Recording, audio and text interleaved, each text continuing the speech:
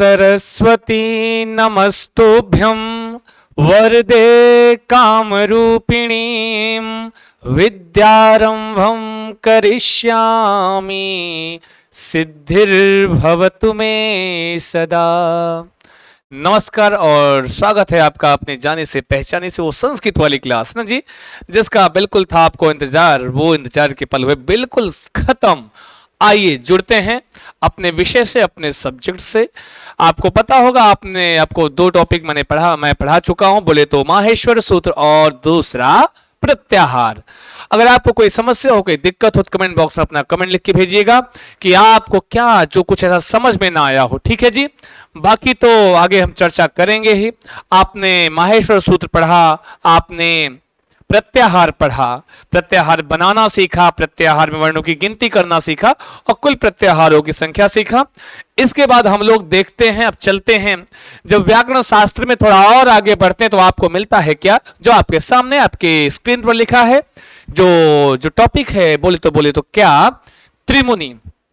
जी कौन सा टॉपिक है? त्रिमुनि। समझ रहे हैं ना जी। यहां से आपके यहाँ क्वेश्चन बनता है, कहते हैं त्रिमुनि होता क्या है जी। आप तो समझ गए होंगे नाम से कि बार बार बोलो त्रिमुनि, तो कहीं ना कहीं तीन मुनियों की चर्चा के बारे में बात हो रही है। तीन मुनियों का समूह कौन, तो कहते हैं त्रिमुनि। वैसे तो आपके यहाँ के भारत में बहुत सारे मुनि हुए, बहुत सारे हुए कि नहीं, और ऋषि मुनि हुए, जैसे विश्वामित्र हैं, बहुत सारे अगस्त ऋषि, बहुत सारे ऋषि मुनि हुए। लेकिन यहां पे लिखा हुआ है त्रिमुनि, तीन मुनि। और जो तीन मुनि जो कौन, तो कहते हैं और कि व्याकरण शास्त्र के त्रिमुनियों की चर्चा की गई। तो मेरे दोस्तों, मेरे मित्रों, ये समझ लो कि कहीं ना कहीं कुछ मुनि हैं जिनका संस्कृत शास्त्र में बहुत बड़ा योगदान रहा, इसीलिए उन्हीं का नाम इन त्रिमुनियों में आता है। इसीलिए उन तीनों मुनियों को त्रिमुनि की संज्ञा दी गई। समझ में आया? और कोई मुनि नहीं जिनका बहुत विशेष योगदान व्याकरण के क्षेत्र में रहा, इसलिए इन तीन मुनियों का रहा, जो भी अभी आप आगे पढ़ोगे, इसलिए उनको त्रिमुनि की संज्ञा दी गई। चलते हैं, तो सबसे पहले चीज तो ये जान लेना जरूरी है, आखिर ये त्रिमुनि हैं कौन, है ना जी। बिल्कुल ये जान लेना जरूरी है कि ये तीन मुनियों में नाम किसका आता है। तो त्रिमुनियों में नाम आता है पहला, बोले तो कौन कौन कौन, कहते हैं सबसे बढ़िया है आचार्य पाणिनि। कौन? आचार्य पाणिनि। समझ में आया? पाणिनि महोदय थे, इनका तो योगदान काबिले तारीफ है। काबिले तारीफ क्या, इनसे वजह यही है, वजह तुम हो, सुना है ना जी, वजह तुम हो, तो वजह यही है आचार्य पाणिनि, जो आप व्याकरण पढ़ रहे हो। समझ में आया? संस्कृत व्याकरण। दूसरे, हाँ जी, तो बोले तो दूसरा कौन कौन कौन भैया, बोलो कात्यायन। कौन जी? कात्यायन है। दूसरे ऋषि या मुनि कौन है त्रिमुनियों में? कात्यायन है। और इन्हीं का दूसरा एक नाम है, जैसे आपका नाम, किसी का घर का नाम छोटू होता है, रिंकू होता है, पिंकू होता है, और ऑफिशियल बुनिया रमेश चंद्र कृष्ण देव होता है, ऐसे ही इनका हो सकता है एक नाम कात्यायन था और दूसरा का नाम था भैया कहा वर रुचि। क्या नाम था जी? वर रुचि। अब कभी भी आपके व्याकरण शास्त्र में यह भी पूछ सकता है, माना निम्नलिखित में से त्रिमुनियों में गणना नहीं की जाती है, क्या पता कात्यायन की जगह आप की जाती, माफ कीजिएगा, कहीं कात्यायन या न दे, वरुचि लिख दे, तब भी वरुचि से किसको पहचानोगे, किसको जानोगे, तो कात्यायन को ही जानोगे। ठीक है। तीसरे कौन थे जी? जो तीसरे मुनि हुए उनका नाम है, अरे वाह, ये तो हर घर में आजकल माहौल बनाए हैं, हर घर में माहौल बना पड़ा है। किनका? पतंजलि का। याद तो होगा वो दंतकांति, सुबह उठते ही हैं, सुबह उठते ही दंतकांति, सोना जागना सब दंतकांत, सब जो है पतंजलि में हो गया है आजकल तो, है। कहीं किसी घर में फूफा है, चल रहा है क्या, जितना योगा चल रहा है आजकल तो पूरा विश्वव्यापी पतंजलि हो गए हैं। लेकिन मेरे दोस्तों, मेरे मित्रों, अभी जानते हैं कौन से वाले पतंजलि की बात की जा रही है। पहले जो तीन लोग हैं, अब यहां से क्वेश्चन बनता है तो कैसे बनता है, ऐसे बनता है, निम्नलिखित में से त्रिमुनियों में गणना की जाती है, तो जाहिर सी बात है ये तीनों नाम में से कोई भी नाम हो जाएगा तो उन्हीं की गणना की जाती है। याद रहना, भूलने का नहीं। क्या क्या क्या? आचार्य पाणिनि, कात्यायन या वरुचि तथा पतंजलि। आई बात समझ में? आई कि नहीं? इतना समझ में आया? अच्छा जी। अब जैसे आपके दैनिक जीवन में आप अपने आसपास हैं देखते होंगे, क्या देखते होंगे? ये देखते होंगे कि बहुत सारे लोग हैं, कोई काम करते हैं तो उसी में उनकी प्रसिद्धि हो जाती है कि नहीं हो जाती है? अरे कैसे नहीं हो जाती है? अब आसपास देखो, कोई लोहे का सामान बना रहा है तो आप लोग उसको क्या बोलते हो? बोलो बोलो बोलो, क्या बोलते हो? कहते हो भैया लोहार हैं। कौन है? लोहार। क्यों? क्योंकि लोहे का कार्य कर रहा है। हाँ जी। लेकिन जब उसी को तत्सम शब्दों में बोल देते हो, कहते हो लौहकार। समझ में आया?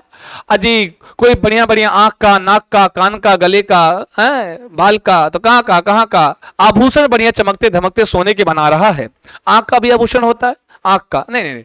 तो जो सोने का सामान बनाया उसको आपके तत्सम शब्दों में सुना, मतलब वैसे सुनार कहा जाता है, तत्सम शब्दों में स्वर्णकार कहा गया।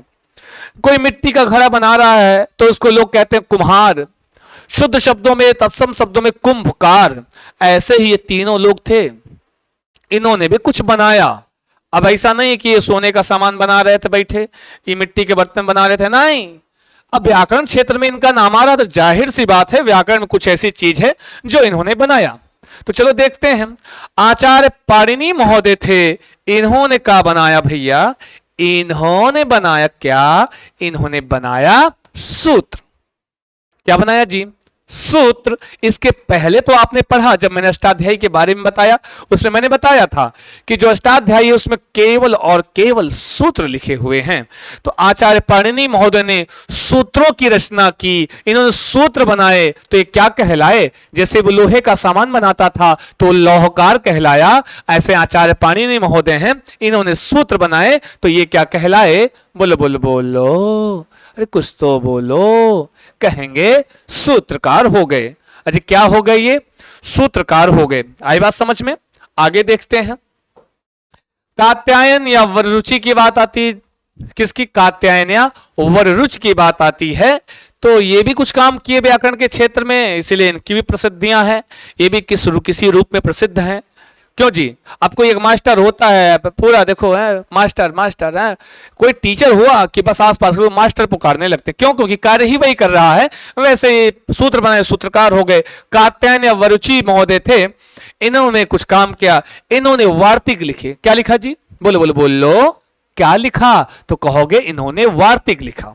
क्या लिखा? वार्तिक लिखा। इसीलिए इन्होंने वार्तिकों का निर्माण किया, इसलिए कि क्या कहलाए?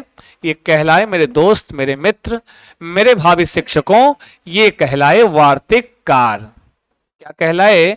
वार्तिककार कहलाए। बोलो बोलो, बोलते रहा करो। क्या कहलाए जी? तो ये वार्तिककार कहलाए। आते हैं एक स्टेप और नीचे आओ। लिखा क्या है जी? तीसरे हैं आपके पतंजलि। तो कहोगे नहीं नहीं, इन्होंने दंतकांति बनाया तो इनको दंतकांतिकार बोल दो। हाँ जी, योगा बड़ा फेमस इनका, इसी नाम से जाना, तो इनको क्या बोल दो? योगाकार बोल दो। अरे कुछ नहीं बोलना है इनको, तो भूल जाओ। वो वाले पतंजलि नहीं हैं, ये दूसरे पतंजलि हैं। ये व्याकरण शास्त्र के पतंजलि हैं, संस्कृत शास्त्र के पतंजलि हैं। इन्होंने एक ग्रंथ लिखा जिसका नाम है क्या? बोलो बोलो, जिसका नाम क्या है? नाम है भैया महाभाष्य। क्या नाम ग्रंथ का? महाभाष्य। तो कहने का मतलब यह है, आचार्य पतंजलि जो तीसरे मुनि थे, इन्होंने महाभाष्य की रचना की है, इसलिए भैया ये का कहलाए। इसीलिए इनकी जो प्रसिद्धि है व्याकरण के क्षेत्र में इस रूप में है, बोले तो भाष्यकार के रूप में है। किस रूप में है भैया? बोलो बोलो बोलो, भाष्यकार के रूप में जाने जाते हैं। तो कौन? तो आचार्य पतंजलि। समझ में आया? और क्यों? क्योंकि मैंने बार बार बताया, मैं बार बार कह रहा हूं कि जो कार्य किया उसी में प्रसिद्धि। सूत्रों पे कार्य किया, सूत्र बनाए, सूत्रकार हो गए। कात्यायन वरुचि वार्तिक लिखे, वार्तिककार हो गए। आपके तीसरे पतंजलि हैं, इन्होंने क्या किया? इन्होंने महाभाष्य नामक ग्रंथ लिखा। इसलिए मेरे दोस्तों, मेरे मित्रों, ये किस रूप में प्रसिद्ध हो गए?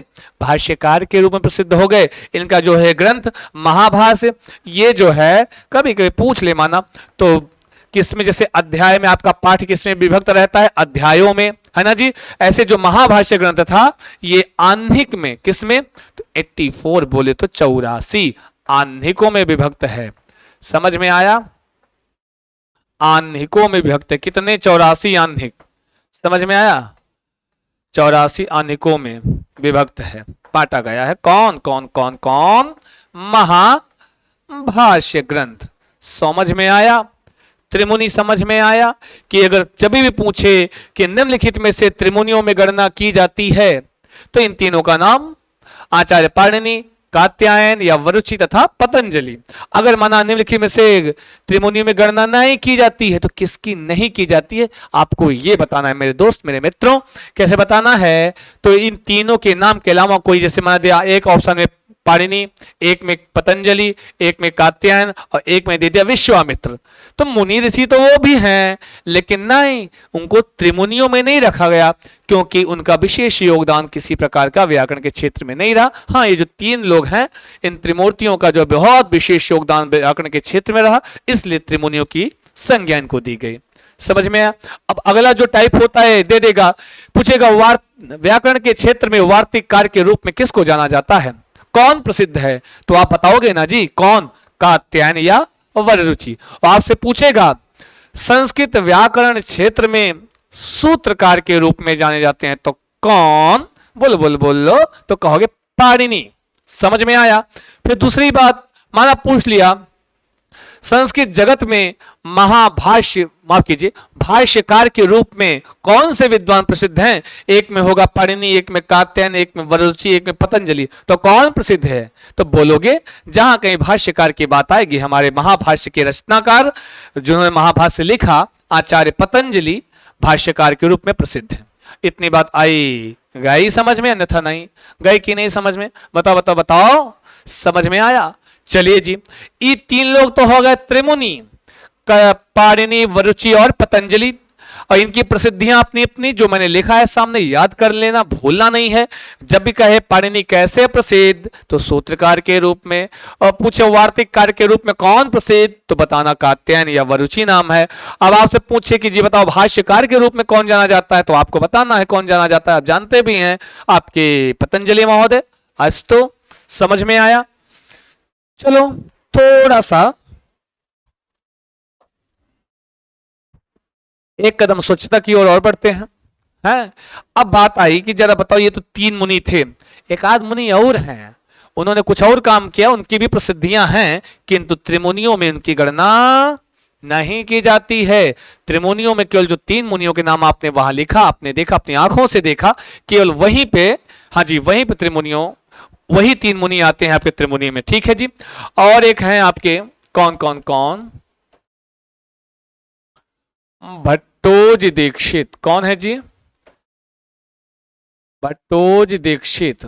बहुत सारे संस्कृत में विद्वान हुए, किंतु अब कुछ विशेष योगदान के आधार पर उनको संज्ञा दी गई, उनमें त्रिमुनियों में रखा गया। भट्टोजी दीक्षित हैं। भट्टोजी दीक्षित को जी क्या इन्होंने क्या लिखा? इन्होंने लिखा सिद्धांत कौमुदी, ये ग्रंथ है, वो ग्रंथ लिखा इन्होंने। लेकिन इन्होंने क्या कार्य किया व्याकरण के क्षेत्र में? देखिए इन्होंने कार्य क्या किया, जो आचार्य पाणिनि सूत्र लिख के गए थे, इन्होंने सूत्रों पर वृत्तियां लिखी। क्या लिखा इन्होंने? सूत्रों पर वृत्तियां लिखी। इसलिए ये क्या कहलाए जी? इसलिए ये कहलाए आपके क्या क्या क्या, जैसे वो सूत्र लिखे तो वो सूत्रकार कहलाए, जब वो वार्तिक लिखे तो वार्तिककार कहलाए, उन्होंने महाभाष्य लिखा तो भाष्यकार कहलाए। ऐसे ही आपके भट्टोजी दीक्षित थे, इन्होंने सूत्रों पर वृत्तियां लिखी। वृत्ति बोले तो क्या? तो वृत्ति मतलब व्याख्या की, संस्कृत में व्याख्या की सूत्रों की, इसलिए ये क्या कहलाए भाई साहब? ये संस्कृत जगत में जो इनकी प्रसिद्धि है वो कुछ इस रूप में है। तो बोले तो किस रूप में है? तो आप बताओगे भाई साहब इतना देरी का है कि वृत्तिकार के रूप में है। किस कार के रूप में? वृत्तिकार के रूप में। माना पूछ ले कि वृत्तिकार के रूप में कौन प्रसिद्ध है, तो आपको बताना होगा कौन प्रसिद्ध है। तो आप कहोगे भाई साहब वृत्तिकार के रूप में आपके भट्टोजी दीक्षित महोदय। इन्होंने रचना क्या लिखी? वो एक जो रचना है वो लिख लो, कौन सी है? सिद्धांत कौमुदी। कौन सी कौमुदी? सिद्धांत कौमुदी। किसकी रचना? तो कहोगे किसकी? भट्टोजी दीक्षित की। किसकी रचना? भट्टोजी दीक्षित की। इसी में बस इतना समझो, ये किस रूप में प्रसिद्ध है? इनकी वृत्तिकार के रूप में। आई बात समझ में? एनी समस्या वर्तते कस्यापि, हाँ कोई दिक्कत? त्रिमुनियों में क्वेश्चन बनता है। इन तीन नाम आपको याद होना चाहिए कि तीन मुनि में आते कौन कौन है, उनके अलावा जो भी आए वो सब गलत। हाँ एक लोग का दो नाम है, जैसे कात्यायन को कात्यायन भी कहते हैं, वो रुचि भी कहते हैं, ये दिमाग में रखना है। और लोग जो त्रिमुनियों के बारे में आपने पढ़ा, उन तीनों मुनियों की प्रसिद्धि किस रूप में व्याकरण के क्षेत्र में, ये तो आपको बताना है। बताना क्या है, आपने पढ़ लिया है, आपने समझ लिया है, आपने देखा कि उनकी प्रसिद्धियां आपने देखा कि नहीं देखा? देखो बताओ, देखा आपने? ये कोई सूत्रकार हो गया है, कोई वार्तिककार के रूप में, कोई भाष्यकार के रूप में, समझ में आया? कोई सूत्रकार थे, ये सारे आपके त्रिमुनि थे। बाकी और आपके यहाँ अब जैसे अगर आपने माहेश्वर सूत्र पढ़ लिया, आपने प्रत्याहार पढ़ लिया, आपने त्रिमुनि पढ़ लिया, अब हमें लग रहा है कि अब काखा काखा पढ़ने लायक हो गए हो। समझ में आया? अब आप वर्णमाला पढ़ने लायक हो गए हो। चाहते तो किसी भी भाषा का व्याकरण सबसे पहले वर्णमाला से शुरुआत होती है। हाँ हम भी चाहते बढ़िया सीधे वर्णमाला से स्वर व्यंजन से शुरू कर देते, लेकिन स्वर व्यंजन का जो बेस है, जो स्वर व्यंजन को जानने के पहले आपको जो माहेश्वर सूत्र जानना चाहिए, इस वजह से हम सोचे कि आपको पहले माहेश्वर सूत्र ज्ञान हो जाए, ताकि जब हम वर्णमाला पढ़ाए वहां मैं बोलूं यण, वहां बोलूं मैं शल, जब ये सब मैं बोलूं तो वहां उसका आप मतलब समझ सकें। बाकी ठीक है, ये छोटी सी क्लास आपके लिए, बिल्कुल नंदी क्लास नहीं आपके लिए, नहीं, एक तो संस्कृत ऊपर से घंटा पढ़ा दूं, आप भी दिक्कत, तो हमारी तो कोई बात ही नहीं है। इस छोटे छोटे टॉपिक के रूप में आपको हमेशा क्लास मिलेगी, और इससे बढ़िया और नहीं। आप चाहो तो आपके पास 10 मिनट समय है, 20 मिनट है, तो एक वीडियो में आप अपना एक टॉपिक क्लियर कर सकते हो। ठीक है जी? तो ये सारी सुविधा आपको यही मिलेगी और कहीं मिलने वाली नहीं है। अब मिलेगी तो आप आइए, ज्वाइन कीजिए, जैसा लगे कमेंट बॉक्स में अपनी राय जरूर दिया कीजिए। कोई अच्छी वाली नहीं जरूरत है, खराब वाली भी बताओगे, सुधार किया जाएगा, है ना जी? मिलते हैं अगले एपिसोड में नए टॉपिक के साथ, अपनी वर्णमाला के साथ। नमस्कार।